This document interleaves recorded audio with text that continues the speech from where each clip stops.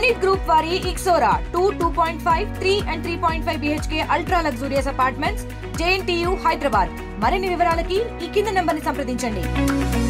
గత నెల 15వ తారీఖు నుంచి మేము ఆన్లైన్ వర్క్స్ అందరికి రిప్రజెంటేషన్స్ ఇచ్చామండి. డిస్ట్రిక్ట్ లెవెల్లో, స్టేట్ లెవెల్లో రిప్రజెంటేషన్స్ ఇచ్చామండి. కమిషనర్ సార్కి ఇచ్చాము, మా ప్రిన్సిపల్ సెక్రటరీ సార్కి ఇచ్చాము, కలెక్టర్ సార్కి ఇచ్చాము, డిఎంహెచ్ఓస్ ఇచ్చాము, పిహెచ్సిలో మెడికల్ ఆఫీసర్స్కి ఇచ్చాము. అందరికి రిప్రజెంటేషన్స్ ఇచ్చే మేము ఈ సమ్మెకు దిగామండి. ఫస్ట్ మేము ఆన్లైన్ వర్క్స్ అనేవి హోల్డ్ చేసామండి.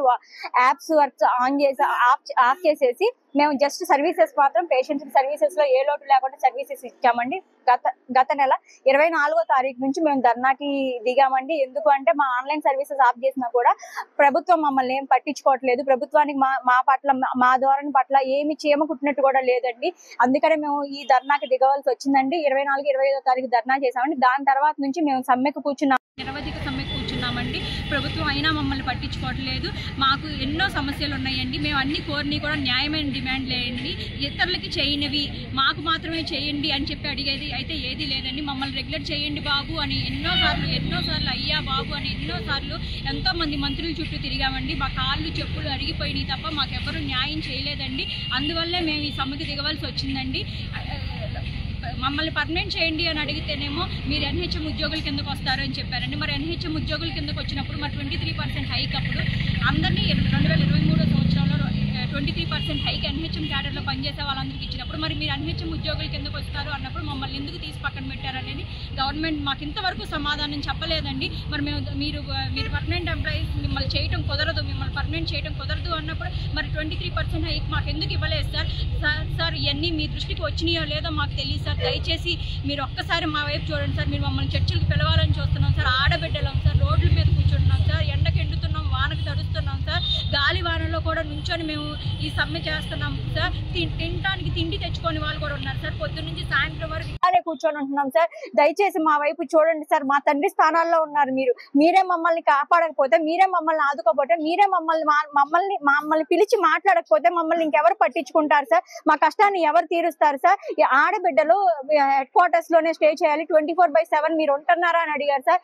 ఊరు చివరలా శ్మశానాల్లో కట్టారు సార్ సబ్ సెంటర్లు. తాగుబోతులు రాత్రి పూటలు వచ్చి కిటికీ అద్దాలు పగలగొడుతున్నారు సార్, ఎక్విప్మెంట్ డ్యామేజ్ చేస్తున్నారు సార్. మరి మాకేదైనా అయితే మా కుటుంబానికి ఎవరు సార్ బాధ్యత? మేము అడిగేది ఏంటి సార్? మేము ఉంటాం, కాకపోతే మాకు సెక్యూరిటీని ఇవ్వండి సార్, మాకు వాచ్మెన్ ఇవ్వండి సార్. మరి ఇది న్యాయమైన కోరికే కదా సార్? ఒక ఆడబిడ్డకి ఏమన్నా జరిగితే ఆ కుటుంబం ఎవరు సార్ సమాధానం చెప్తారు? మాలో ఇప్పటి వరకు చాలా మంది సిహెచ్ఓలు డ్యూటీలో ఉండి మరణించిన వాళ్ళు ఉన్నారు సార్. కానీ వాళ్ళకి గవర్నమెంట్ తరపు నుంచి ఎటువంటి ఎక్స్గ్రేషియా ఇవ్వలేదు సార్. మాలో మేము చందాలు వేసుకొని ఆ కుటుంబానికి మేము ఆర్థిక సాయం చేస్తున్నాం సార్. ఏంటి సార్ మేము ప్రజలకు సర్వీస్ చేసుకుంటాం, మాకు ఈ దుస్థితి ఎందుకు సార్? మాకు ఇవన్నీ మీ దృష్టికి వస్తున్నాయో లేదో మాకు తెలుసు సార్. మీరు పిలుస్తారు, ఈ రోజు పిలుస్తారు, రేపు పిలుస్తారని ప్రతిరోజు మేము ఎదురు చూస్తున్నాం సార్. కానీ మీరు మమ్మల్ని పిలవట్లేదు సార్, మా వైపు చూడట్లేదు సార్. అండ్ మొన్న నెల్లూరులో జరిగిన మా సిహెచ్ఓస్ రిప్రజెంటేషన్ ఇవ్వడానికి మీ దగ్గరికి వచ్చినప్పుడు అయ్యా హెల్త్ మినిస్టర్ గారు మీరు మమ్మల్ని అన్న బాధలు మేము జీర్ణించుకోలేకపోతున్నాం సార్. మేము నిజంగా ఎంతో బాధతో ఉన్నాం సార్. ఏంటి మా మీద ఇంత నెగిటివిటీ ఉంది సార్ దగ్గర? మీరు 3 నుంచి 4 గంటలు మాత్రమే పనిచేస్తున్నారు అనే మాట మేము జీర్ణించుకోలేకపోతున్నాం సార్. మా ఎఫ్ఆర్ఎస్లు ఎవరి దగ్గర సార్ ఉండేది? మీ హ్యాండ్ ఓవర్ లో ఉన్నాయి సార్. మాకు అప్రూవల్ ఇచ్చేది ఎవరు సార్? మాకు మెడికల్ ఆఫీసర్ సార్. ఒకవేళ మేము ఎఫ్ఆర్ఎస్లు కరెక్ట్ ఇవ్వకపోతే మాకు షో కాజులు వస్తాయి కదా సార్. మాకు 3 నుంచి 4 గంటలు ఉంటే మేము రోజుకు 3 పూట్ల ఎఫ్ఆర్ఎస్ చేసాం సార్. ఎలా చేసాం సార్ మేము? దయచేసి మీరు మీ డేటా బయటికి తీపించండి సార్. మా ఊర్లకి రండి సార్. వీళ్ళు పనులు చేస్తున్నారా లేదా, వీళ్ళు సర్వీసులు ఇస్తున్నారా లేదా, అన్ని సర్వీసులు వీళ్ళు చేస్తున్నారా లేదని మీరు మీ దగ్గరికి వచ్చిన ఇన్ఫర్మేషన్ కాదు సార్. మా దగ్గరికి రండి, మా ఊర్లకి రండి, సర్వే చేపించండి, కమిటీలు వేయండి. 6 సంవత్సరాలు గడిచిపోయిన వాళ్ళని రెగ్యులరైజ్ చేయాలని మేము కోరుకుంటున్నాం. ఇది మా ఫస్ట్ డిమాండ్. సెకండ్ డిమాండ్ ఏంటంటే ఎన్హెచ్ఎం కింద ఉన్న చాలా క్యాడర్స్ కి కూడా 23% హైక్ అనేది ఇవ్వడం జరిగింది. ఒక్క కమ్యూనిటీ హెల్త్ ఆఫీసర్స్ కి మాత్రమే హైక్ అనేది ఇవ్వలేదు. సో ఆ హైక్ మాకు ఇవ్వాలని కోరటం జరిగింది.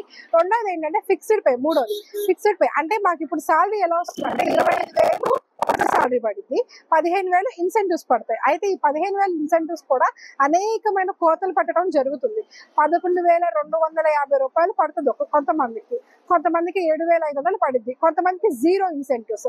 సో ఇలా కాకుండా మాకు ఒక ఫిక్స్డ్ పే ఇవ్వండి. ఆ ఫిక్స్డ్ పే నుంచి మాకు వర్క్ అలౌట్ చేయండి, దాన్ని మేము చేసుకుంటాం.